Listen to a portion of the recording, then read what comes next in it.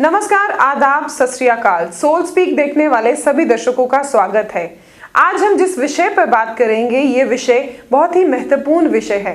संक्रांति को भारत में बड़ी श्रद्धा के साथ मनाया जाता है। कितनी संक्रांति होती है, मकर संक्रांति और संक्रांति में क्या विशेष है, ये भी जानेंगे हम बलवंत शास्त्री जी से। तो जानते हैं आज बलवंत शास्त्री जी से कि शास्त्री जी, संक्रांति का क्या महत्व है हमारे समाज में। ओम शांताकारं भुजगशयनं पद्मनाभं सरेशं विश्वदारं गगनसदृशं मेघवर्णं समांगं लक्ष्मीकान्तं कमलनयनं योगिविद्यानगम्यं वन्दे विष्णुं भवहरणं सर्वलोकैकनाथम्। आपने पूछा संक्रांति के बारे में, तो संक्रांति जो है वो एक, जैसे हम सुबह उठते हैं तो सबसे पहले भगवान का नाम जाप करते हैं, जब मंदिर में जाते हैं कि हमारा जो दिन है वो शुभ रहे। तो इसी प्रकार जो संक्रांति है वो हमारे जो पंचांग के अनुसार देसी जो महीना होता है उसका प्रथम दिन होता है, पहला दिन होता है, ताकि जो हमारा जो महीना है वो सुख समृद्धि से निकले, कार्य क्षेत्र में हमें उन्नति मिले, हमें इस महीने कोई किसी प्रकार का विघ्न बाधा ना आए। इसको लेकर उस दिन जो है दान पूजन आदि किया जाता है। संक्रांति का मतलब ही ऐसे है जैसे दिनचर्या का शुरू करने से पहले भगवान का नाम जपना। उसी प्रकार महीने के पहले दिन में संक्रांति के दिन ये जो है पूजा पाठ दान आदि किया जाता है, ये उसी से मिलता जुलता है। पंडित जी, आपसे जानना चाहेंगे कि संक्रांति और मकर संक्रांति दोनों में क्या अंतर है। देखिए, संक्रांति जो है वो साल में 12 बार आती हैं। हर महीने संक्रांति जो महीने के बाद आती है, और जो आप बोलते हैं मकर संक्रांति वो साल में एक बार आती है। मकर का मतलब है कि मकर राशि में जब सूर्य जी प्रवेश करते हैं तो वो मकर संक्रांति कहलाती है। मकर संक्रांति एक जो है, जैसे हम कहते हैं कि 6 महीने का दिन और 6 महीने का रात होता है देवताओं का, तो एक उत्तरायण और एक दक्षिणायन होता है। तो कर्क में जब सूर्य प्रवेश करते हैं तो दक्षिणायन शुरू होता है, और जब मकर में आके सूर्य प्रवेश करते हैं तो हमारा जो उत्तरायण शुरू होता है, जिसमें देवता लोग जो हैं वो जग जाते हैं।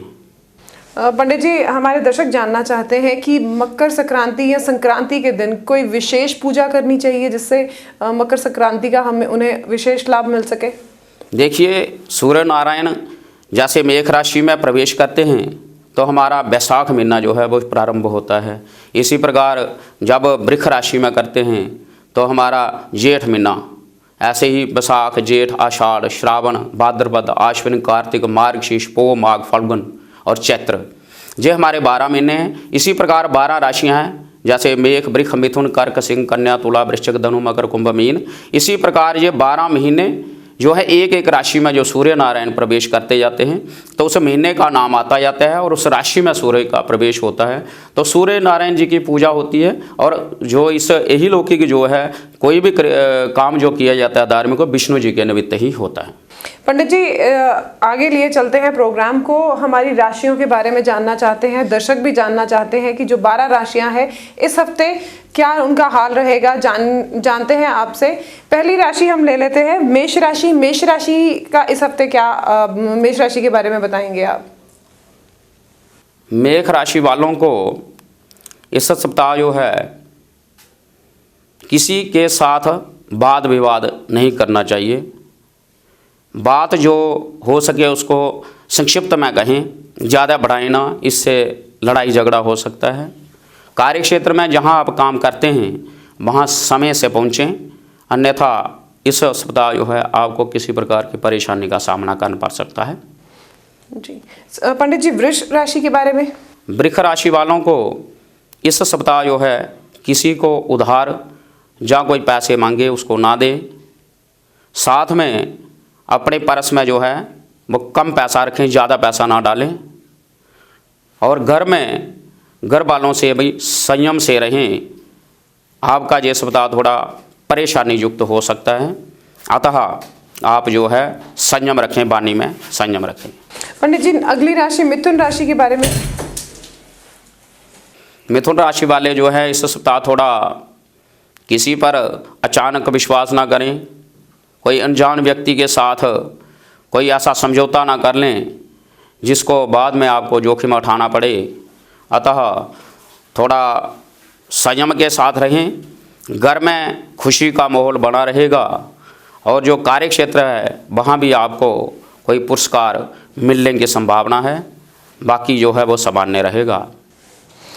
तो ये थी पहली 3 राशियों के बारे में जिन्हें बलवंत शास्त्री जी ने बताया कि इस हफ्ते इन 3 राशियों का क्या रहेगा हाल। बलवंत शास्त्री जी का नंबर हम अपने प्रोग्राम के एंड में आपके साथ शेयर करेंगे। अगर आप कोई भी अपना हॉरोस्कोप दिखाना चाहते हैं तो आप उस नंबर पर कॉल करके बलवंत शास्त्री जी से अपने हॉरोस्कोप के बारे में जानेंगे। अब आगे प्रोग्राम को बढ़ाते हुए लिए चलते हैं। बलवंत शास्त्री जी, आपसे जानना चाहेंगे कि मकर संक्रांति के दिन कहा जाता है कि खिचड़ी का दान करें, विशेष पूजाएं होती हैं, लोग स्नान के लिए धर्म स्थलों पर भी जाते हैं, इसका क्या महत्व है? देखिए, मकर संक्रांति जो है एक किस्म का जो हमारा ठंड का जो समय होता है वो कम हो जाता है। मकर संक्रांति से आपको पता है 1 दिन पहले लोहड़ी आती है, उसमें हम जो भी गर्म चीज़ें होती हैं ना उनका हम स्वाहा कर देते हैं। तो खिचड़ी का दान इसलिए किया जाता है जहाँ उसको बहन घर में भी वो करते हैं, क्योंकि उत्तरायण जो है वो शुरू होता है। उत्तरायण शुरू होता है तो भगवान के नाम से जो है उसका प्रारंभ हो। जैसे मैंने आपको पहले बोला कि दिनचर्या का जो शुभारंभ है भगवान के नाम से हम करते हैं, और संक्रांति को हम महीने का जो दिन मतलब जो है अच्छी रहा जो महीना जो हमारा अच्छा रहे इसके लिए हम दान वगैरह करते हैं। तो उस दिन जो है उत्तरायण शुरू होता है। उत्तरायण अगर आप प्राचीन काल से देखें तो उत्तरायण काल में ही जो शुभ कार्य होते थे वो हुआ करते थे।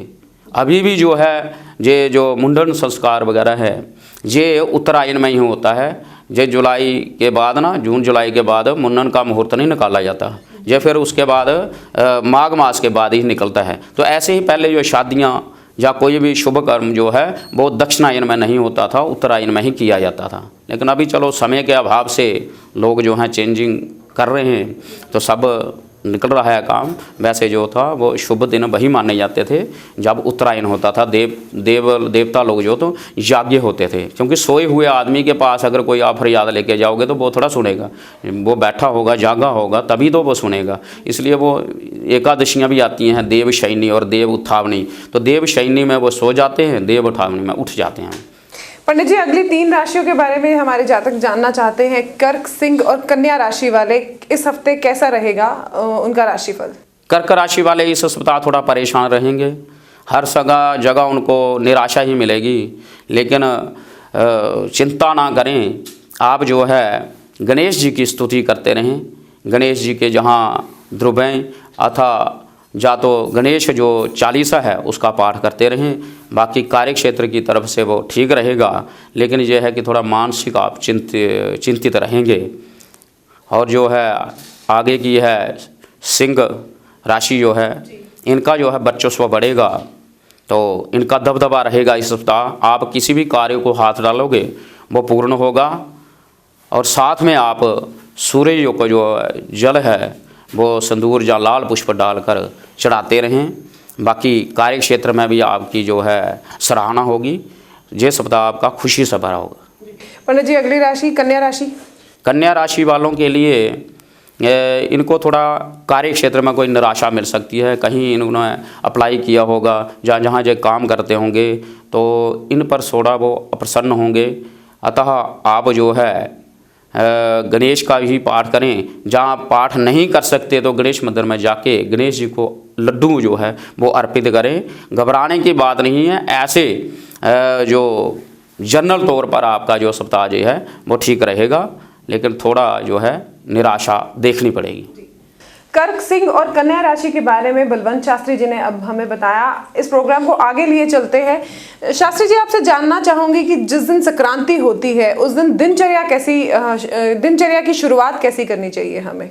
देखिए, आपको जो आपके चैनल के माध्यम से जो लोग सुन रहे हैं, हम तो यही कहेंगे कि कहते हैं दान से धन की वृद्धि होती है।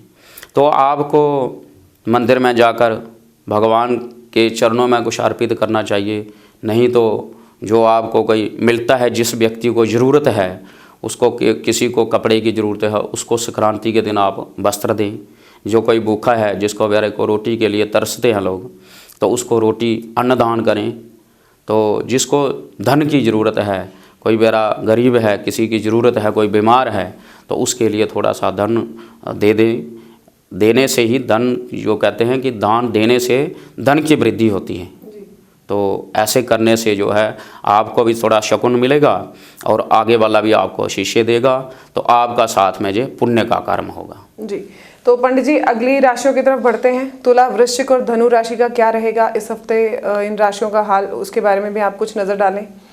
तुला राशि वाले घर में जो है संयम के साथ रहें। घर वालों से वाद विवाद बढ़ सकता है, अतः आप जब कभी आपका मन क्रोधित हो तो आप घर से थोड़ा बाहर टहल लें, घर में ना रुकें, क्योंकि इस सप्ताह आपके अगर क्रोध ज़्यादा आएगा आपको, तो घर वालों के साथ आप झगड़ा कर सकते हैं। बाकी आप शिव मंदिर में जाके जल अर्पित करें और शिव जी को चावल वगैरह चढ़ाएं तो ठीक रहेगा। कार्य क्षेत्र की तरफ से आपको कोई नुकसान नहीं है। यह है कि घर में थोड़ा संयम से रहें। वृश्चिक राशि के लिए, वृश्चिक राशि वालों को इस बार जो सप्ताह है थोड़ा क्रोध आएगा। क्रोध आएगा आपको जो है हनुमान जी के जाके हनुमान चालीसा का पाठ करना चाहिए, और साथ में लाल कपड़ा थोड़ा सा जो है काट के जेब में रखें, और साथ में लाल टिक्का जो है वो लगाएं। आप जहाँ पर काम करते हैं वहाँ भी किसी के साथ बहस वगैरह ना करें। बाकी जनरल तौर पर आपके लिए ठीक है, लेकिन यह है कि वाद विवाद बढ़ाओगे तो नुकसान हो सकता है। जी, और धनु राशि के लिए, धनु राशि वालों के लिए विद्या संबंधी कोई परेशानी रहेगी। अगर कोई नई एडमिशन के लिए जा रहा है तो वो बृहस्पति देव का पूजन करके जाएं, या कोई पेपर वगैरह के लिए जाए तो वो भी ओम नमो भगवते वासुदेवाय इस मंत्र का जाप करते हुए कहीं विष्णु मंदिर में पीले पुष्प जो है वो अर्पित करके निकलें। बाकी कार्य क्षेत्र की तरफ से आपको कोई नुकसान नहीं है, लेकिन विद्या क्षेत्र में थोड़ा सचेत रहें। तुला, वृश्चिक और धनु राशि को इस हफ्ते क्या करना है और क्या नहीं करना है, इस पर विशेष ध्यान डाला है बलवंत शास्त्री जी ने। अब प्रोग्राम को आगे बढ़ाते हैं। शास्त्री जी, संक्रांति पर आपसे पूछना चाहूंगी और हमारे दर्शक भी जानना चाहते हैं कि संक्रांति पर दान का क्या महत्व है, क्यों हमें संक्रांति पर दान करना चाहिए। देखो, कहते हैं कि जैसे किसी का जन्मदिन होता है तो वो पूजन करवाते हैं कुछ लोग नहीं, मैं आपके चैनल के माध्यम से यही कहूँगा कि जब कभी भी जन्मदिन होता है तो उसकी पूजन जरूर करवाएं। क्योंकि जैसे हमें कहीं न्योता मिलता है कि वहाँ पर कोई फंक्शन है, हमें वहाँ जाना है, तो हम बड़े उत्साहित होते हैं कि हमें वहाँ उस दिन फंक्शन है, हम वहाँ ये करेंगे वो करेंगे। तो ऐसे ही देवताओं को भी जो है वो एक उनको उम्मीद लगी रहती है कि आज उसका जन्मदिन है तो वहाँ मेरा पूजन होगा, भगवान का पूजन होगा, हमें बुलाया जाएगा, हमें भोग लगेगा। अभी कि भगवान जो है वो खाने के भूखे नहीं होते, वो सिर्फ वासना के भूखे होते हैं। आपने भाव से उनको याद कर लिया, वो उसी से प्रसन्न हो जाते हैं। इसी प्रकार जो है संक्रांति के दिन जो है वो भगवान जो है वो प्रसन्न होते हैं, और प्रसन्न मुद्रा में जब कोई व्यक्ति देवता होता है तो उससे हम मनवांछित जो है मनोकामना वो पूर्ण कर सकते हैं। इसलिए संक्रांति के दिन जो है दान देने का विशेष महत्व है। जी पंडित जी, आखिर की 3 राशियां मकर, कुंभ और मीन के बारे में भी जो जातक जानना चाहते हैं उनको आप बताइए। मकर राशि वाले जो है वो इस सप्ताह जो है थोड़ा स्वास्थ्य की तरफ ध्यान दें। सप्ताह जो है स्वास्थ्य जो है थोड़ा अस्थिर रहेगा, तो आप ऐसा करें कि शनि स्तोत्र का पाठ करते रहें। अगर वो नहीं कर सकते तो तेल में मुख दे के उसको शनि मंदिर में चढ़ाकर ही कार्य का आरंभ करें। और जो कुंभ राशि वाले हैं उनका जो कार्य है वो उनको वहाँ से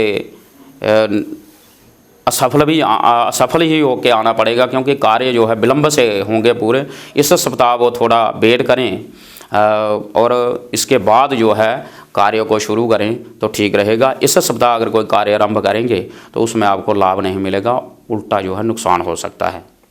मीन राशि वालों के लिए ये सप्ताह जो है खुशी से भरा होगा। जहां आप कार्य करते हैं वहाँ से भी आपके जो सहयोगी हैं वो बड़े प्रसन्न होंगे। आपकी जो वाणी है वो बड़ी नम्र रहेगी। इस सप्ताह आप हर क्षेत्र में लाभ प्राप्त करेंगे। तो ये थी 12 राशियों का हाल जो बलवंत शास्त्री जी ने हमें बताया, और हमें यहाँ ये भी उन्होंने बताया कि संक्रांति और मकर संक्रांति की क्या विशेषताएं हैं भारत में, किस तरह से मनाएं, क्या उस दिन दान देना चाहिए, किस तरह से शुभारंभ करें अपने दिन का। इसी तरह की और अपडेट्स के लिए आप जुड़े रहिए ग्रेटर जम्मू वर्चुअल के साथ। हमारी वीडियो को लाइक, कमेंट, शेयर करना ना भूलें और चैनल को सब्सक्राइब। ऐसी अपडेट्स हम आपके समक्ष लाते रहेंगे। तब तक के लिए मैं आपसे अलविदा लेती हूं। मिलते हैं नेक्स्ट वीक एक नए टॉपिक के साथ। कैमरामैन अजय जाडू के साथ मैं नीतू सिंह, ग्रेटर जम्मू वर्चुअल के लिए धन्यवाद।